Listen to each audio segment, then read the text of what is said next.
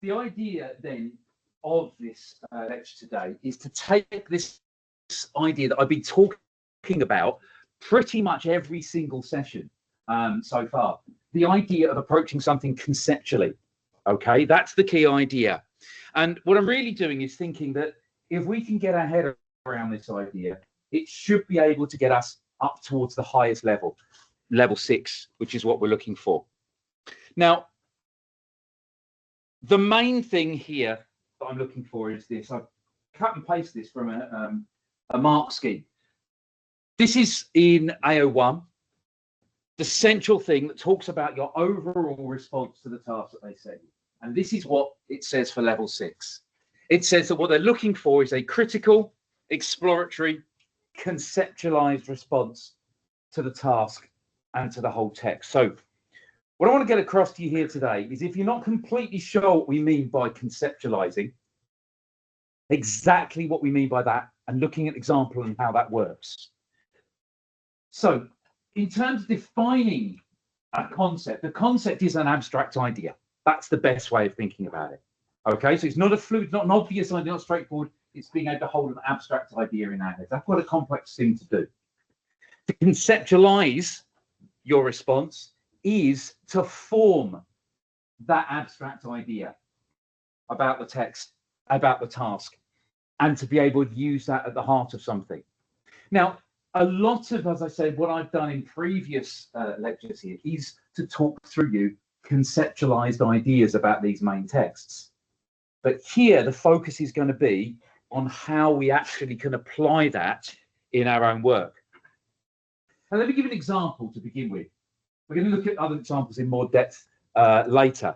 But let's just give you a quick example of what I mean by conceptualizing a response. So say we're writing about Mr. Burling. Say we're conceptualizing our idea of Mr. Burling in Inspector Calls. Now, that doesn't mean saying, oh, Mr. Burling is a fool who we think we don't have any sympathy for, etc., etc., that kind of idea. That's a response. That's fine. That's good. That could get you very high marks.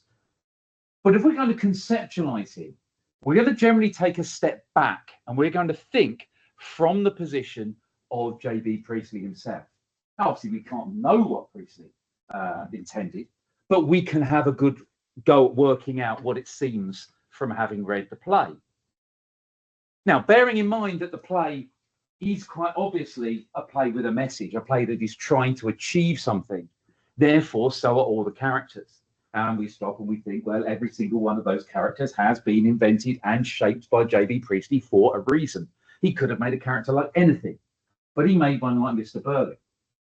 And so we stop and we think, well, what has he particularly chosen that stands out? We went to see, and some of you may well have done it, I don't know if you did over the holiday, actually, because it was the production of it was on the Alexandra Theatre in Birmingham in the holiday. But if you go and see a production, for example, of it, one of the first things you'll notice at the beginning of the play is how different Mr. Burling is from everybody else because of the way that he speaks. Okay, he stands out as very, very different. Everybody else in that play, maybe Inspector, speaks with a very, very well-known, very well-received accent. You know, they're all very middle or upper class. They always have a nice way of talking. And Mr. Burling's got a big, broad northern accent like that. He immediately doesn't fit. So I take that kind of an idea and I think, well, why has that been put in there? And I take the idea of, why does he keep going on then about business as well? Well, that's what's got him there. That's what's got him to this situation. And that's what brings up the selfishness. Now, I look at the way that the message of the play works as well. And so I go beyond the idea of him as just selfish. And I think, well, this is a play that deals with capitalism. It deals with socialism. That's clearly one of Priestley's key points. So I stop and I think, well, what is Mr. Burling then? As an abstract idea? I think Mr. Burling is essentially a representation of the archetypal capitalist in J.B. Priestley's mind. That's why he makes him a working class man who's risen up, because that's essentially the promise of capitalism. The promise of capitalism, certainly to somebody who might be slightly skeptical about it, the promise of capitalism is that anybody, by working hard, can work their way up to the top. That's the promise of it. Okay. Therefore, you don't need any assistance, nothing like that. You just work hard, you get way to the top. And clearly, that is what's happened with Mr. Burley. Therefore, he represents what capitalists say is the way forward. And then straight after that, we hear that he's taken an example of somebody who's exactly the same. Eva Smith works hard, comes from a difficult background, works hard, is due for promotion, has leadership qualities, whatever. And what does he do? He pushes her down. He doesn't. He sacks her. He doesn't allow her to progress. So it shows that capitalism's a lie. So from my point of view, if I was talking about Mr. Berlin there, I would conceptualize my response as saying that Priestley is using Mr. Berlin to destroy or to suggest the destructive capabilities of capitalism, because he's using him to show capitalism is a lie. Now, that is an abstract idea, isn't it? Beyond the idea of a man on the stage. And that's what we're talking about, and that's what we're meaning by the idea of a conceptualized response. Now, I said to you that the key thing about conceptualized response, it comes from the mark scheme for level 6, the very highest you can get. And of course, if you get into level 6, you're definitely on an 8, and you're pretty much on a 9 already. Okay, so it's what a lot of us here are aiming for. So to take you further into the idea of what they expect a level 6 to be, I'm going to use this document here, which is something that's given out to examiners every year, the Examiner Guidance and Information document. And inside, alongside the actual mark scheme that's there, they have a kind of a guidance mark scheme as well for examiners, which says, here's in a little bit more depth what these levels look like and what you should see that they're like. And this is what they come up with. They say level 6 students focus on the text as a conscious construct. Now, again, if that seems really good to you, I'll just make it clear that all the time you are looking at it, a bit like I just did there, as a text that is constructed by a writer consciously with intentions. But J.B. Priestley wrote a text not because an interesting idea came up in his mind, that he constructed and carefully put together this text with all these choices. Macbeth is not real. He is a constructed character. He may be based on a historical character, but he's a constructed character. And if you can retain that all the time in your head, not telling the examiner that, but come from that angle of approaching it, that's going to be a level 6 approach. And a level 6 student will present what they call a coherent argument. Coherent being the idea of something that is clearly understandable and kind of links and flows effectively so you can follow it through very clearly. And that's something that we actually say quite a lot when we're sitting there and discussing, you know, the kind of initial answers that we're looking at examiners meetings. We'll sit there, and if we're looking for a level 6 one, what we will say is the argument right from beginning to end flowing through coherently? Am I able to follow what you're saying from the beginning through to the end and go, yeah, I get what you're saying, and see it conceptually? So that's what they go for. But then I'm going to give you this paragraph. Having given you those bullet points, they write this paragraph which essentially describes a level 6 student. So you want this to be describing you, rather than saying this is a student you might have. You want to put your name in there, right? That's what we want to see. This is a student who might have a clear thesis or concept to explore in terms of the task and the text, and therefore the response is an illustration of their concept. They are using the text as illustration of their interpretation of the text. A convincing critical argument will be driven by a concept, something they want to say and explore about the text in relation to the task. Basically, a conceptualized response is an answer to a question that is driven by a clear point of view about the text. Their concept or their idea is driving their response. Now, just to make it clear, I have that open next to me while I am marking. okay? And I use that as much as the mark scheme, possibly more, because I think it makes things clearer. Now, you might not think that's that clear. It's a lot of words. It's very wordy as it goes through. But let's just pick out a couple of things to show you what really you might want to focus on. Let's take this bit first of all, coming back down to this idea of a concept. So they are saying to you that your argument's going to be driven by a concept. And they are saying a concept, meaning something you want to say and explore about the text. Now, another example I gave in Inspector Calls, that's what I want to say about Mr. Burling and explore. I don't want to just say, oh, he's a selfish man. We don't like him very much. I want to say, no. He's a construct. He's a construct. And I think it's very interesting when we do that, because then we start to look, for example, at the fact that you could argue, many would, that actually when you look at everything that's done to Eva Smith, Mr. Burling may be the least of all of them. It may be that you feel that what he does is not as bad. And so you sit there and think, well, then why does Priestley clearly hate him more than anybody else? And he does.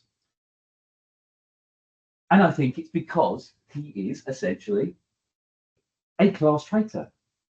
He is somebody who should know what Eva Smith is like. And this is all coming out of the concept I want to explore about how he presents it. You know, it might be appalling what Mrs. Burling, much worse, what Mrs. Burling does to her, you know, sending her off to doom with no money when she's pregnant and single. But Mrs. Burling's brought up in that system.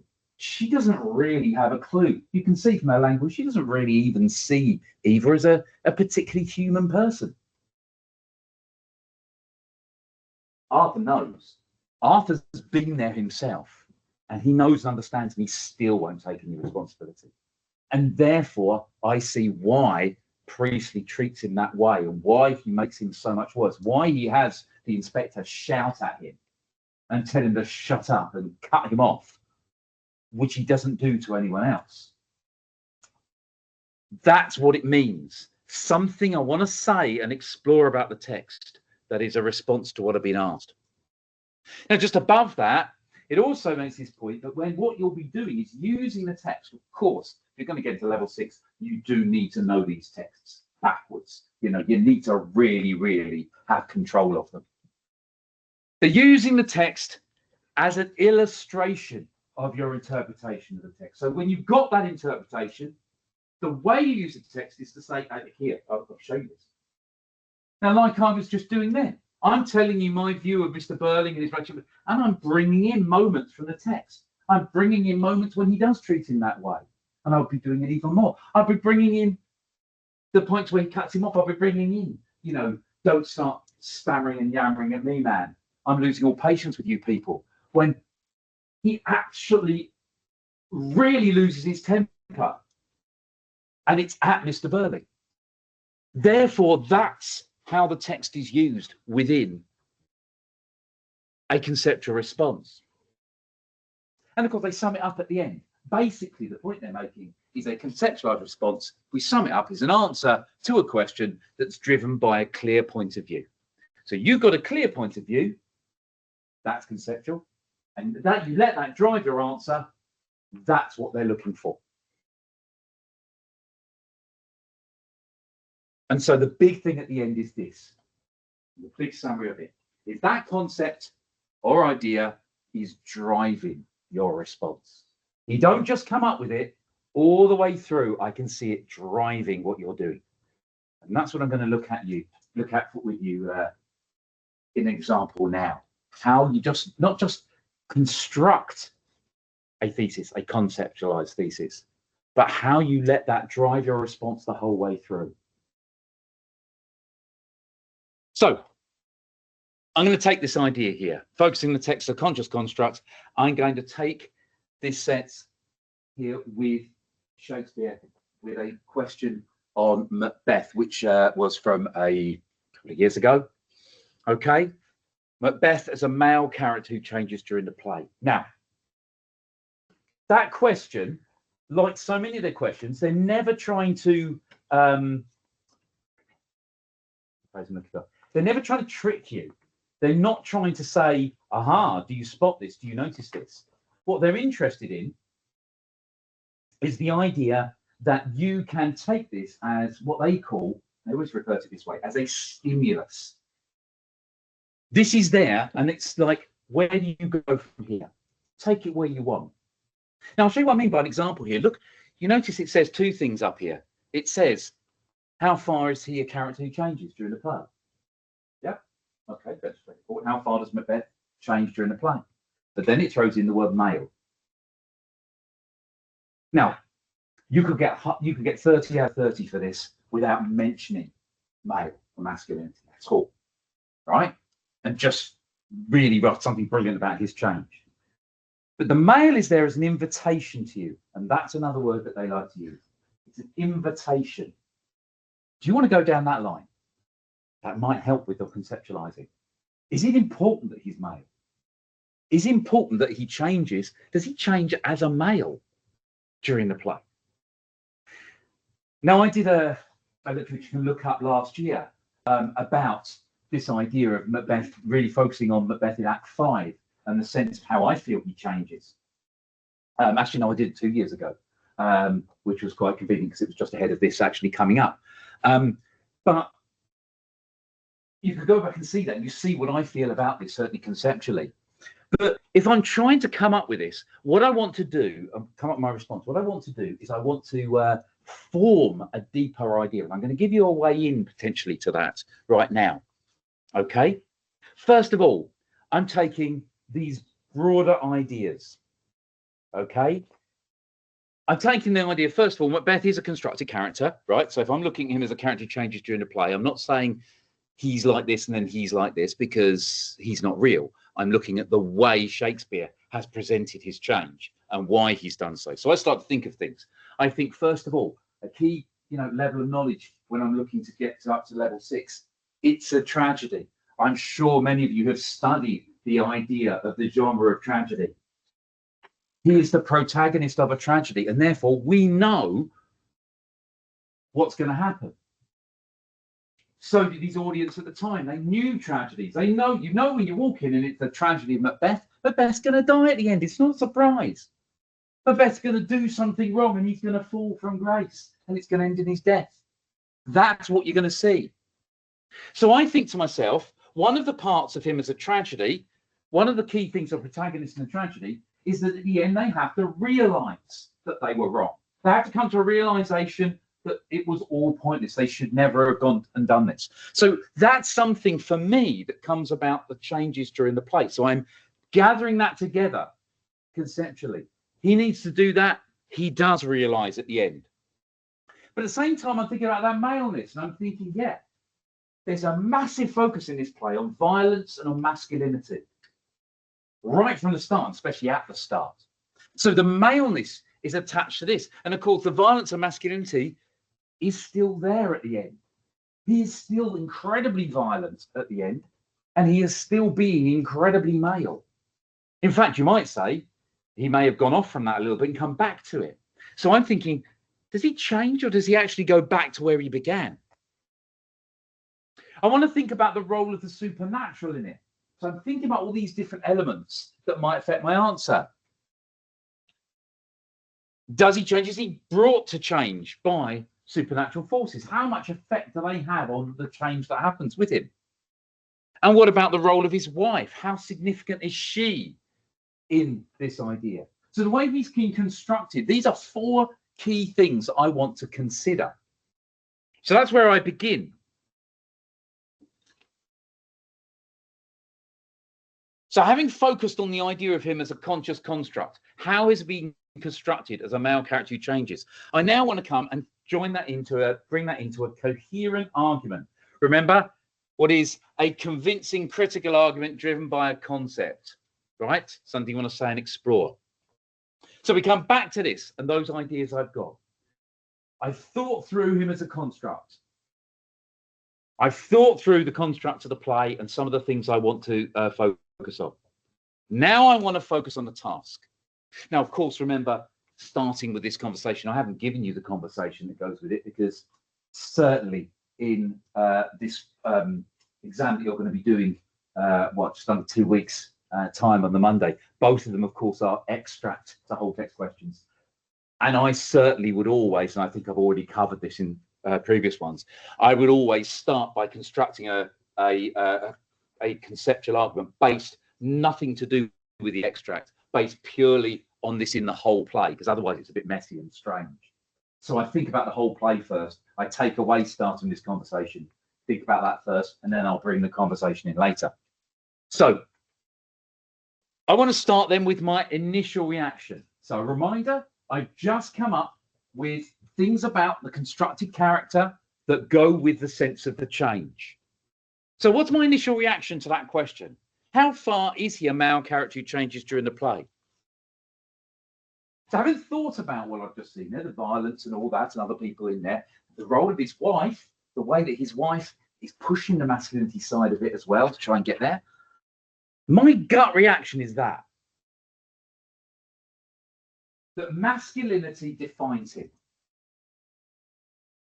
right?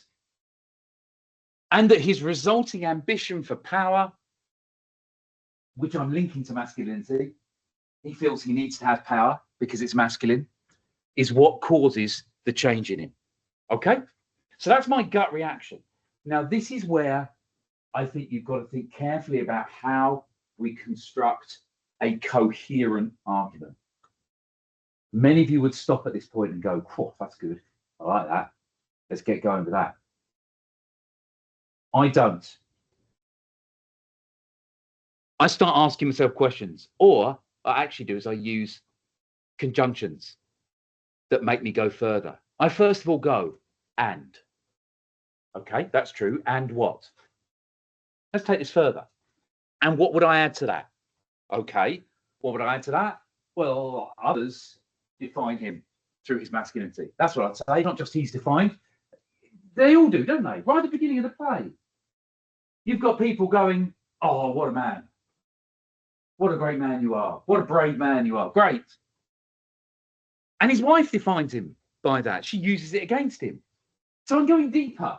That's what my "and" is. It's about going deeper. That's true. Okay, and what? And so what? And what else? And then I go to this idea of his ambition for power. I point out, well, actually, his initial choices go against his instincts. I'm thinking in more depth, and you all know this. You all get this, don't you? When Macbeth initially agrees to kill the king, he's made it quite clear he thinks it's wrong. He doesn't think it's the right thing to do. His instinct is don't do it. But he allows himself to be persuaded in, and persuaded through his masculinity. So you can see what I mean.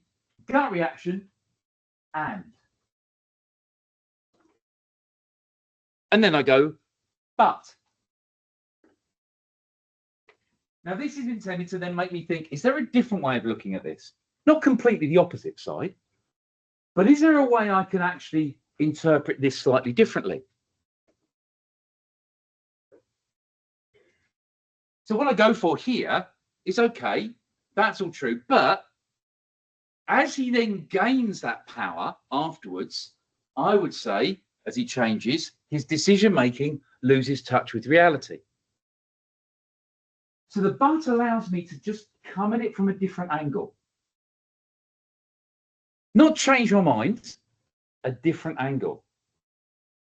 Initial reaction and but. Now I've got all that together, finally, so what?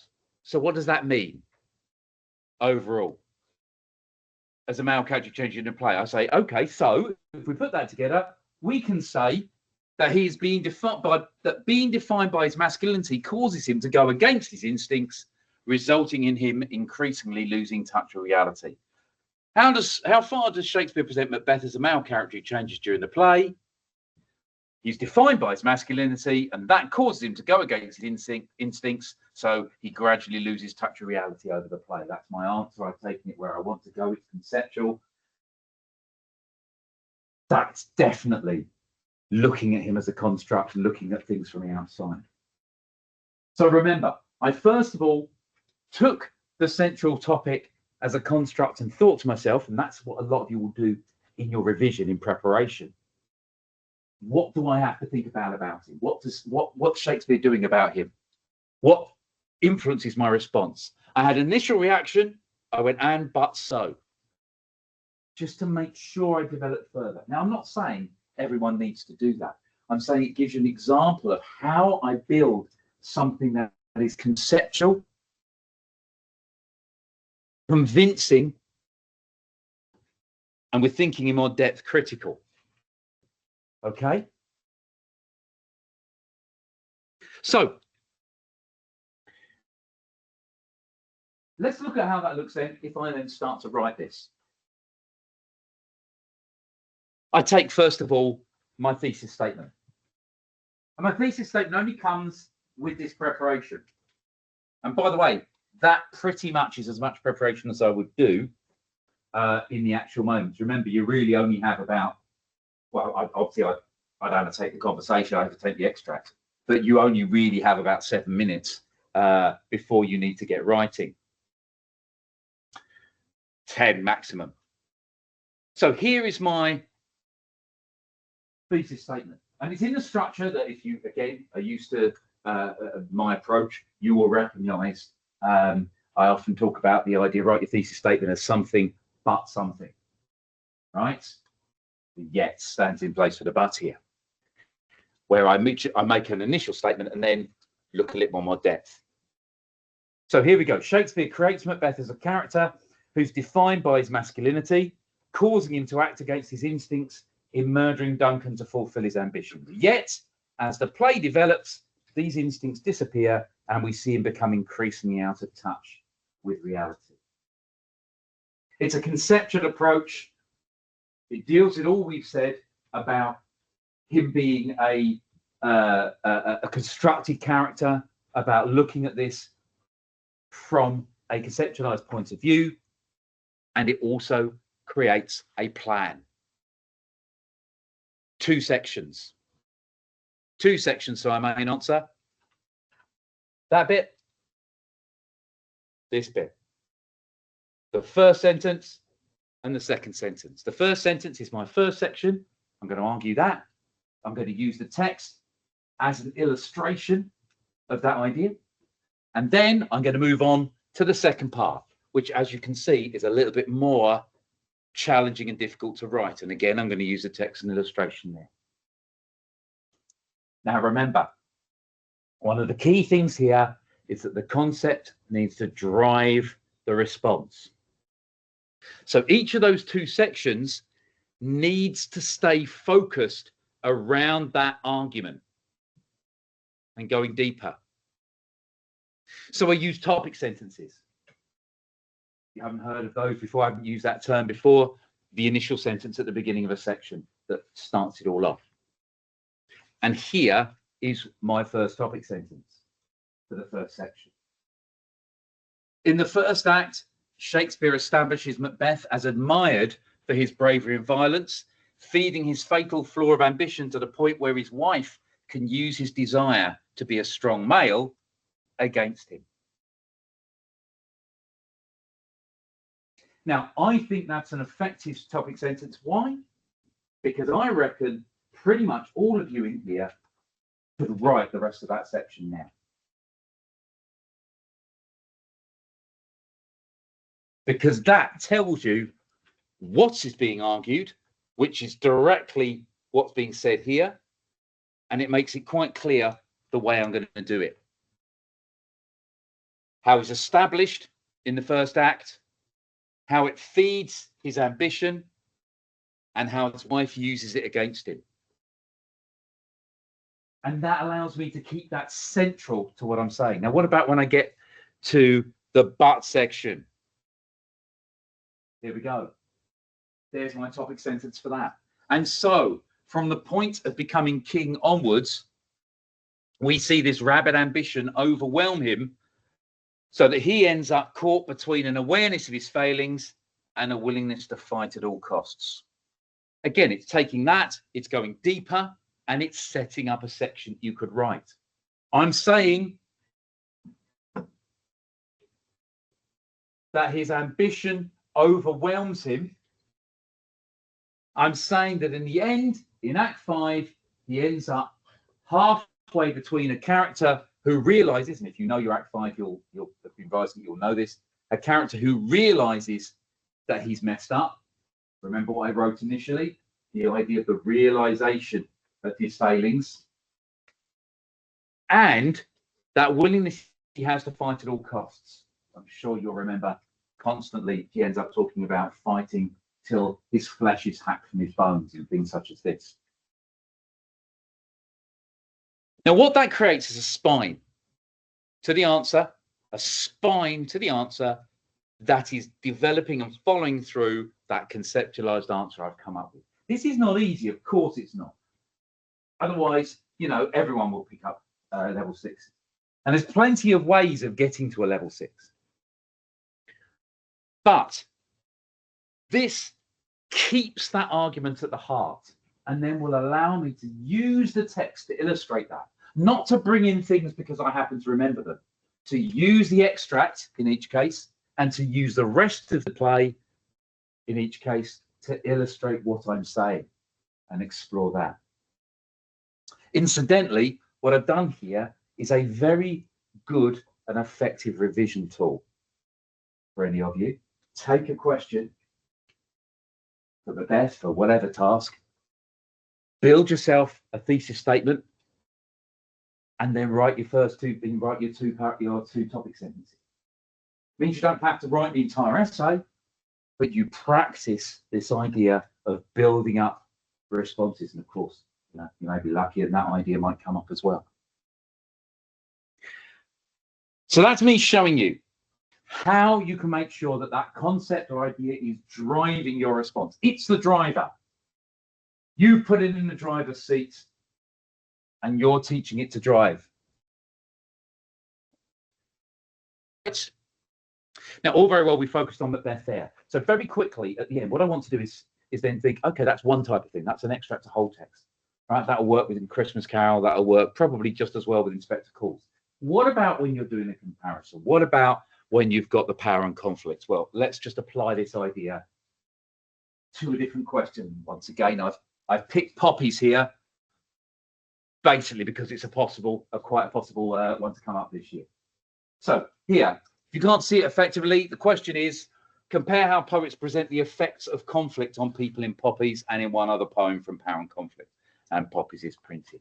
Now, as with all of these questions, all of them, the central question is really basic. It's really basic, the effects of conflict.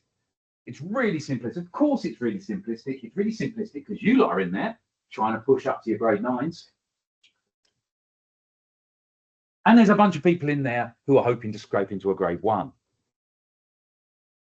So they have to have the option of answering that question. If it's far too complex, they can't access it. So just the effects of conflict on people is good enough. So how then, when we've got something as simple as that, do we turn it into a conceptual response? Well, again, bring those two things to heart there. The text is a construct. Don't write about this as though this is a real woman who is grieving. This is a poem that has been put together and constructed with a purpose and a message behind it. And you have to shape that into a coherent argument about what you feel, particularly the effects of conflict are. Remember, it's an invitation, that question. You can take it down whatever line you like. So how do you begin? Well, I've dealt with this elsewhere. And there are other ones in which I've looked at this in more depth with writing about poetry a few weeks back, where I pointed out to you that, to me, the starting point is take the two things that you cannot control. You've got to write about the effects of conflict on people here. You've got to write about poppies. So let's not worry about what our other poem is at the moment. Let's take those two and construct a conceptual thesis out of that. So I look at poppies and what do I come up with? Going through those different ideas, or different ambux, so whatever, I come towards the idea that what are we seeing here? The effect of conflict on people. We are witnessing the unnatural destruction of a life Why is it unnatural? Because it reverses the natural order. It's not something you lot think about right now, right? And let's hope it's many, many years in the future, okay? But we do all expect to bury our parents, okay? I know that's depressing, but we do, right? Not hopefully for many, many years. Look, I'm in my 50s and I haven't buried mine yet. They're both still alive. So it can many times go. What we never expect to do in our life is bury a child, one of our children. We never expect that. That's not the natural order of things. One generation goes, the next generation come up. So what she's doing is going through there. So that's what I'm saying. She's showing us the unnatural destruction of her life through what? Because it reverses the natural order.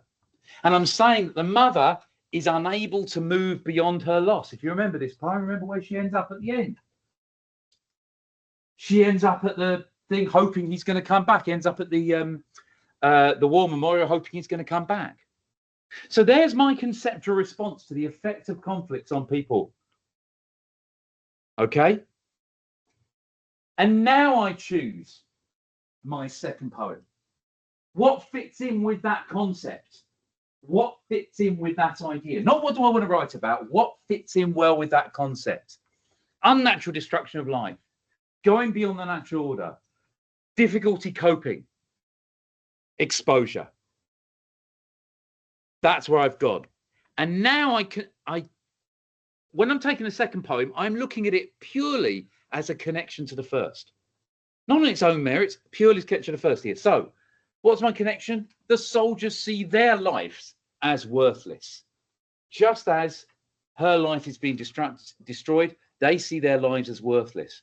They have ceased to exist outside their immediate circumstances. That's my comparison between the two there. You can see how the two go together. So I'm taking a conceptual idea from the beginning. It's about lives being destroyed unnaturally and people not being able to cope with loss. That's what I'm seeing. The loss of their own life. So when I end up putting that together in a thesis statement, it ends up like this. Again, I do the something but something, but I present it generally as a both do this, but whereas one does this, the other does this. Both Weir and Owen make us witnesses to the utter destruction of lives as a result of war.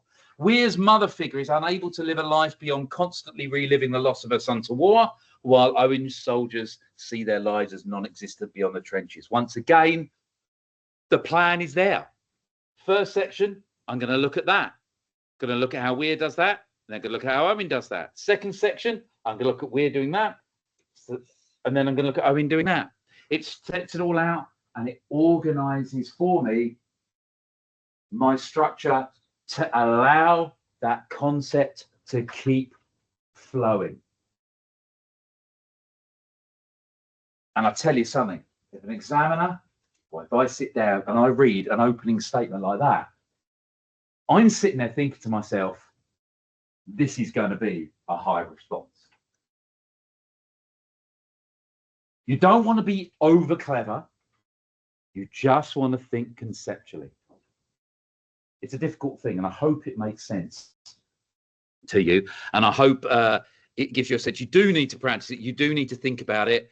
And a lot of work can be done ahead of the time by thinking conceptually in your revision, by thinking about how things are put together.